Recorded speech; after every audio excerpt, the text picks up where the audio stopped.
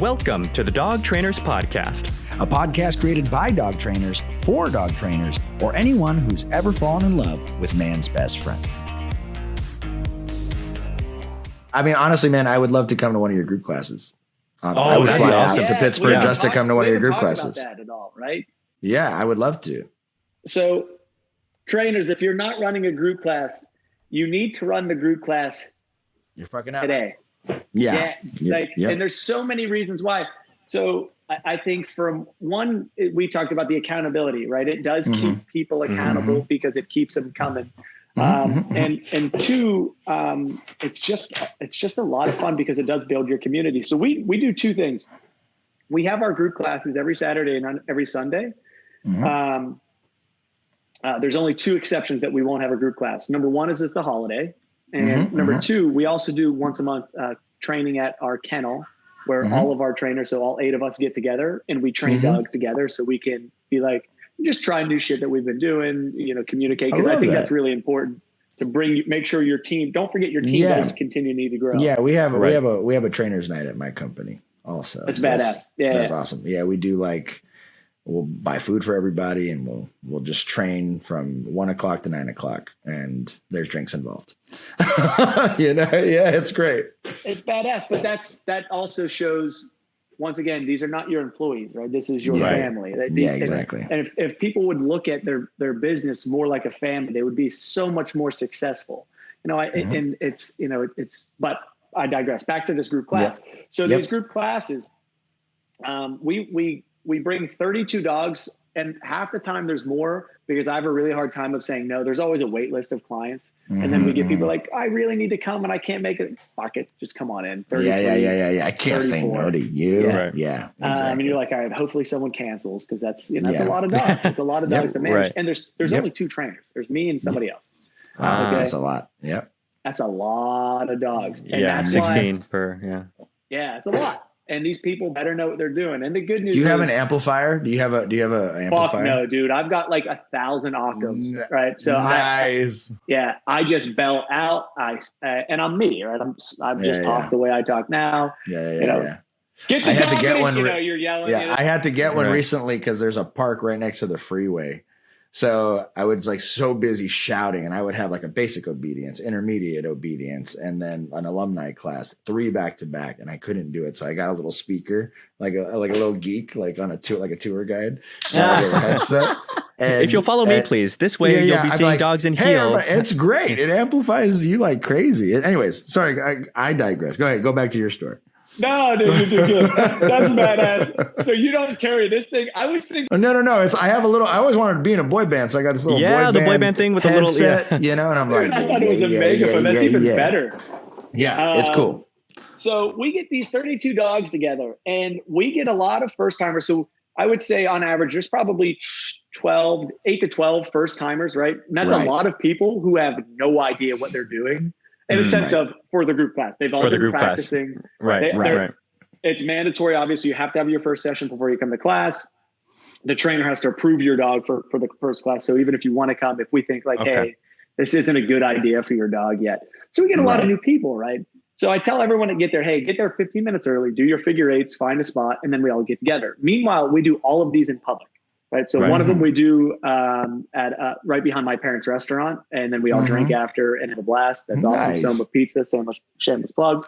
And then we also do them at local parks, but we do them right by local bars. We do them by, where the Steelers play. So we do them all over the place. Right. So there's always real life distractions, let alone the distractions of the 32 dogs that are in the class.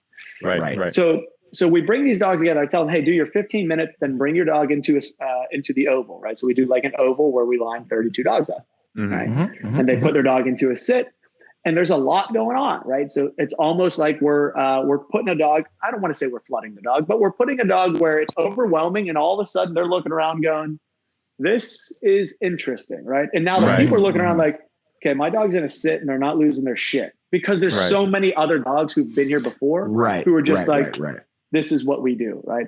So we take the 32 dogs. Just fall in line. Yeah. Exactly. But then that starts to become the picture of, this is what we do when we see other dogs. We just work together. We work through them. So we take these 32 dogs in this oval, And what I don't like doing for group class, what we used to do way back in the beginning is we would go on a walk together to start. But what I would notice, especially the dogs in the back, we're all trying to keep up with the dogs into the front. So then you get the most pulling and you're going to end up hurting yourself, right? Because now my dog's pulling. My corrections are probably very underwhelming, especially for the dog in this state of mind. So I try to do a lot of changes in our first 10 minutes.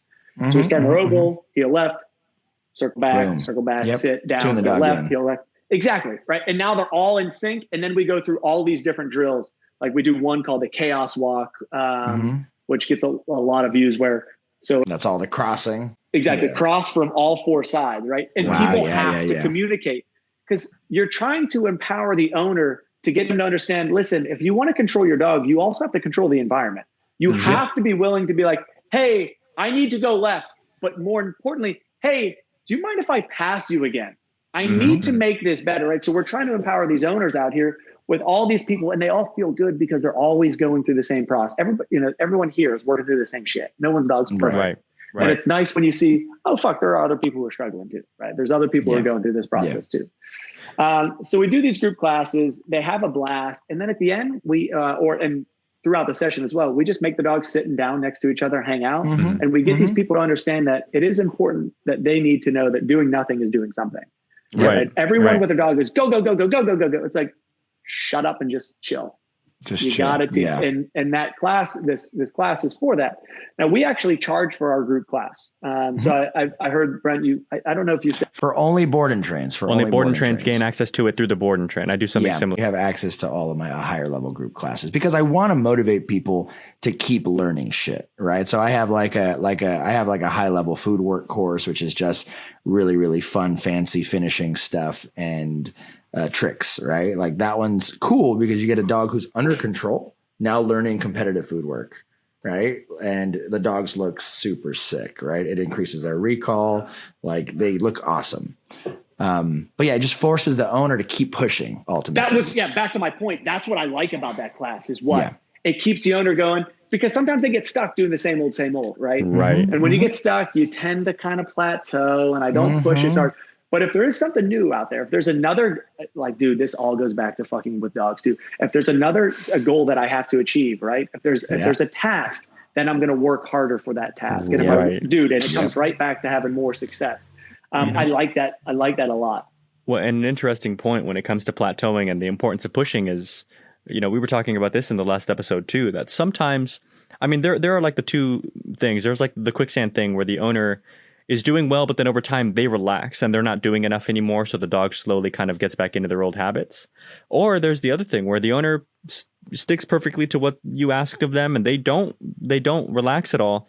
But there hits that point to where enough then isn't enough now. And the dog is comfortable enough now that they need more, and they want to just keep progressing. It's like the nature of the game, right? So it's definitely fun to be able to continue to push owners to push their dogs and make sure that they understand the more that you push the dog, like the dog in and of themselves, the dog in a vacuum learns more and keeps focused. But the more that you're the one who does it, the more you're reinforcing this idea that your dog can trust you to continue to progress. You're a coach, you're someone that the dog can look up to in moments of stress because you're constantly setting the bar higher, but you're going to keep winning. Nah, it makes perfect sense. And I love the idea of that because a lot of our classes, like, we call them real world classes, right? Where you're just out at, like where there's a fucking train or where there's a park and there's bicycles. And what we do is we all of our classes, the goal is always the same with our classes. We don't have these different tiers. And I love hearing about these different tier classes because it makes sense because it does keep the human going. We just add different things within our classes. So none of them are the same. There's no minus the first 5 minutes. The first 5 minutes will always be the same because I want the dogs to get warm ups and stuff. Yeah. So that's interesting because so these classes that you give, that you teach, they're, there's not like necessarily a set curriculum, right? You're kind of just freestyling. You're reading the room, you're checking the group and saying, okay, what can this group do successfully together and elevate, right? And, you might even see people, and I'm just, and correct me if this is wrong, but this is what happens to me in my group classes sometimes. You'll see people are at very different levels of skills.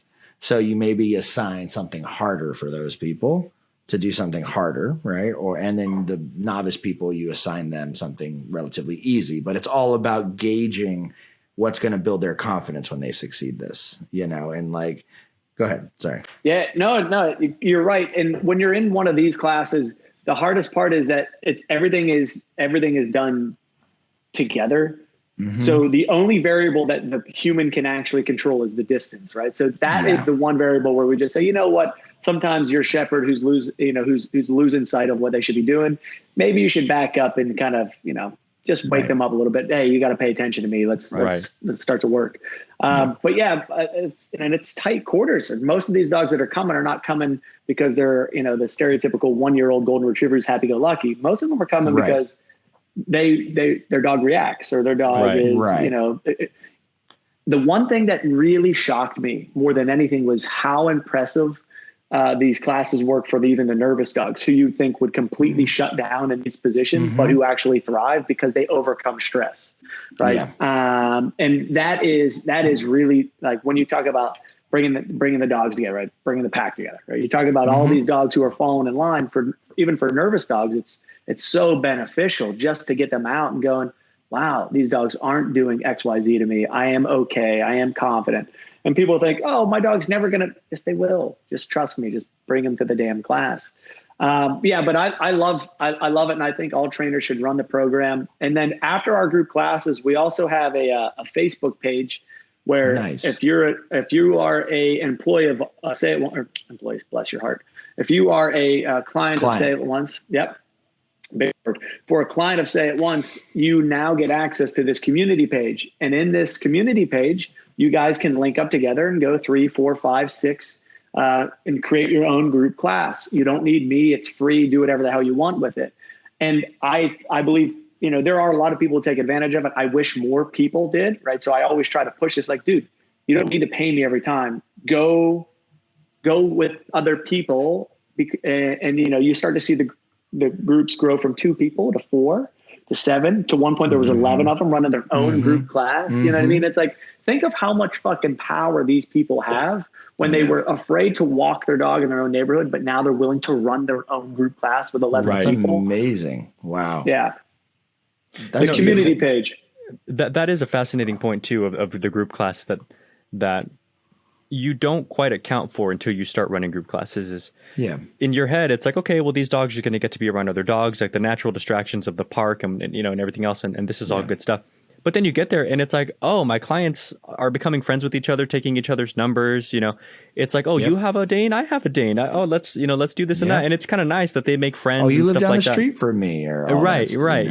It's super fascinating to see them all come together and like have their fun. And I'm like, okay, this is something important. I love the community aspect of it, and I love how there are certain social pressures, both in a good and a bad way, that help you in a group class, right? And I also do like, and maybe you can relate to this, Vinny, it's just and Mariano, the excitement of the group class. Like, I like. Oh yeah, that's fun. Like being on my toes. I like reading the body language of the people and the dogs, and I like seeing I like seeing the macro, right? Of that group class, and just kind of helping people find their way through it. I'll tell you what, it's a great way to frame your weekend. Like, for me in the mornings, like Tuesday, Thursdays, I work out. And then Monday, Wednesdays, I do jujitsu. And I do it in the morning. It helps me like frame the day. But Saturday, Sunday, getting up for the group classes in the morning, when you're done and it's like 10, because here we have to do them super early because it's hot, so we do them at 8. So like, here it's nice that it's like 10 o'clock. Maybe we finish a little early because it's getting a little hotter than we expected. 9:30, 9:45, and it's like I'm amped. I'm ready to go. What time is it? Oh shit, it's 9 a.m. All right. I'd call my mom, but she's probably still fucking sleeping because it's Sunday. Like so like it's nice to be able to have that like rush of energy so early in the morning on the weekends. Yeah, man. And Brent is right. We are such social animals, right? We thrive when we're with people, especially when we have something to connect with, like a dog. And that's the beauty of a dog, right? Connects every fucking person on the planet, because most people like dogs, and the people that don't, we don't want to talk to anyway. So fuck that, but it's, they're so social. And after not being with people for a long time, because a lot of these people were cooped up for a long time, they needed Yep. They needed this. And, that was one of the nicest things that people would say is like, dude, this really helped us get through, terrible, whatever, Yeah. So it is nice. It's a really nice social event. Yeah, it was great. Did you find an influx of very unsocialized dogs this year? So, dude, the amount of anxious, nervous, I was gonna say, yeah. guarding dog, like every fucking dog guards, because all they've done for the past year is what? Sit on the couch and we pour all of my baggage onto you. And it's so unfair to the dog. Yeah. Right. Yeah. Because it's like the last thing this dog wants to do is listen to me bullshit about everything in my life right now. Right. You wouldn't do that to a kid. Right. You wouldn't do that to a child. No. It was very unfair. You don't want them to get out. Now you're bringing up a point that I really wanted to talk about, which is relationships. And I think we should talk about that after this commercial break. Perfect. Hey guys, Mariano here with the Dog Trainers Podcast. You want to know the best way to help us grow? By subscribing and leaving us a review. It helps others find us, ranks us higher on search results, and broadens our ability to connect with amazing listeners just like you. And now, back to the show.